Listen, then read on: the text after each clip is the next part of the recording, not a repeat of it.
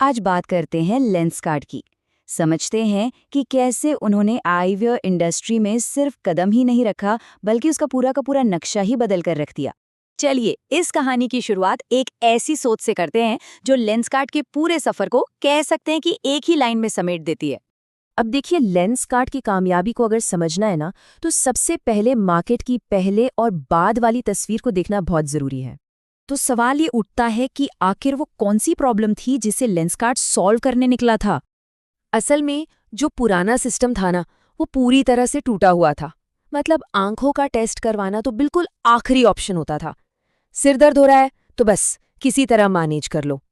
Local दुकानों पर frame की चॉइस होती नहीं थी, और चश्मा खरीदने का जो पूरा प्रोसेस था वो भी बड़ा अजीब और बोझिल था। हफ्ते हफ्ते भर इंतजार करना पड़ता था, और सबसे बड़ी बात, ज्यादातर लोगों को तो पता ही नहीं था कि उन्हें चश्मे की जरूरत भी है। उस वक्त ज्यादातर कंपनियां या तो कीमत पर लड़ रही थीं या फिर फ्रेम के डिजाइन पर। लेकिन लेंसकार्ट ने उन्होंने एक बिल्कुल ही अलग रास्ता पकड़ा। उन्हें एक बात साफ समझ आ गई थी कि ऑनलाइन चश्मा बेचने में सबसे बड़ी रुकावट कोई और नहीं बल्कि विश्वास था। लोग खरीदने से पहले फिट, क्वालिटी और पावर को लेकर पूरी तरह श्योर होना चाहते थे। तो एक ऐसी कैटेगरी जो शक और हिचकिचाहट से भरी हो, उसमें आखिर विश्वास कैसे बनाया जाए? यही वो $1 मिलियन क्वेश्चन था जिसका जवाब मिलते ही पूरा का पूरा मार्केट खुल सकता था। तो उनका फैसला बिल्कुल साफ था। सिर्फ फ्रेम नहीं बेचना है, बल्कि जो पूरी की पूरी समस्या है उसे जड़ से हल करना है। मतलब चश्मा खरीदने के पूरे एक्सपीरियंस को ही नए सिरे से बनाना है। तो चलिए अब आगे बढ़ते हैं और देखते हैं कि उन्होंने ये सब किया कैसे। क्योंकि पता है, लेंसकार्ट की ग्रोथ सिर्फ मार्केटिंग की कहानी नहीं है, ये एक जबरदस्त एग्जीक्यूशन की कहानी है। उन्होंने लोगों की आदतें बदलने के लिए 3 बहुत ही सिंपल लेकिन पावरफुल चीजों पर फोकस किया। इन्हें हम उनके एग्जीक्यूशन के 3 स्तंभ भी कह सकते हैं।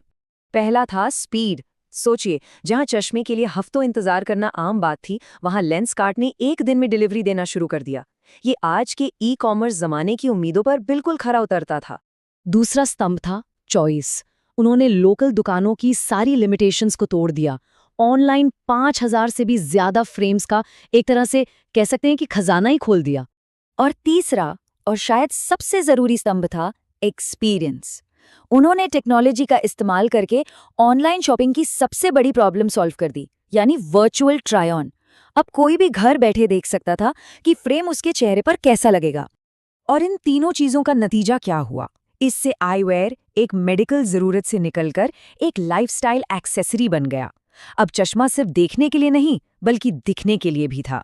लोगों ने अलग अलग मौकों के लिए मल्टीपल पेयर्स रखना शुरू कर दिया। देखिए, स्ट्रैटेजी सुनने में तो बहुत अच्छी लगती है, लेकिन असली कहानी तो नंबर बताते हैं ना। तो चलिए अब जरा आंकड़ों पर नजर डालते हैं।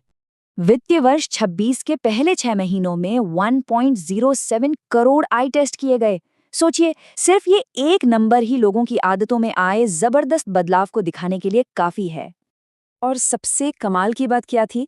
इनमें से 46% लोग वो थे जो जिंदगी में पहली बार अपनी आंखों का टेस्ट करवा रहे थे। इसका सीधा मतलब ये है कि लेंसकार्ट सिर्फ दूसरे ब्रांड्स के ग्राहक नहीं खींच रहा था, वो तो मार्केट को ही बड़ा कर रहा था, नए ग्राहक बना रहा था। और जाहिर है, इस जबरदस्त एग्जीक्यूशन का सीधा असर मार्केट में उनकी पोजीशन पर दिखा। वो अपने सबसे करीबी कॉम्पिटिटर से कई गुना आगे निकल गए। और सिर्फ ग्रोथ ही नहीं, कंपनी ने फाइनेंशियल डिसिप्लिन भी दिखाया। घाटे से निकलकर ब्रेक इवन तक पहुंचे और फिर प्रॉफिटेबल हुए।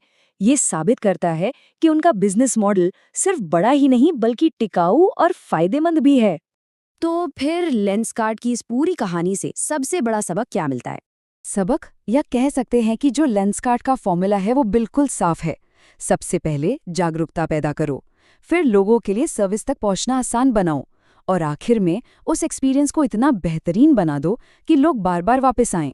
क्योंकि जब एग्जीक्यूशन अच्छा होता है तो स्केल आता है, जब स्केल आता है तो विश्वास बनता है, और जब विश्वास बनता है तब जाकर एक नया मार्केट बनता है। इसीलिए लेंसकार्ट सिर्फ एक आईवियर ब्रांड नहीं है, बल्कि ये मार्केट बनाने की एक शानदार केस स्टडी है। और ये हमें एक बहुत ही दिलचस्प सवाल पर लाकर छोड़ देता है।